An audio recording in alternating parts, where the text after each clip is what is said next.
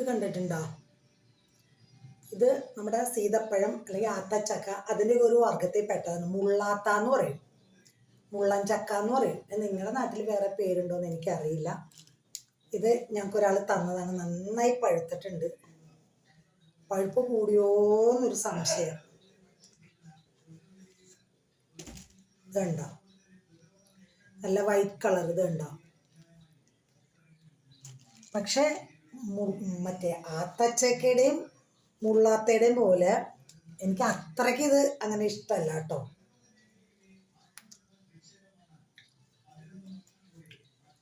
ഇതിനൊരു പുളിയും മധുരവും എല്ലാം കൂടിയാണ്.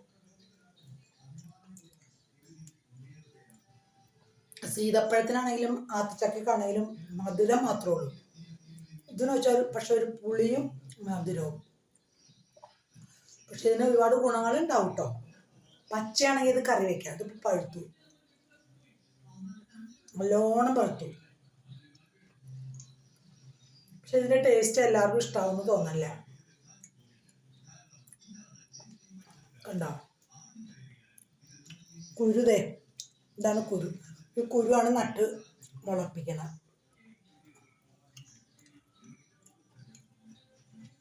ഇത് നട്ട് മുളച്ച് കഴിഞ്ഞിട്ടുണ്ടെങ്കിൽ അധികം ആവണതിന് മുമ്പ് തന്നെ ഇതിനകത്ത് കായ്ബലം ഉണ്ടായി തുടങ്ങും. പ്രത്യേകിച്ച് ശുശ്രൂഷയും കാര്യങ്ങളും വെള്ളമൊന്നും വേണമെന്നില്ല. പിടിച്ചു കഴിഞ്ഞാൽ അങ്ങ് പിടിച്ചോളും.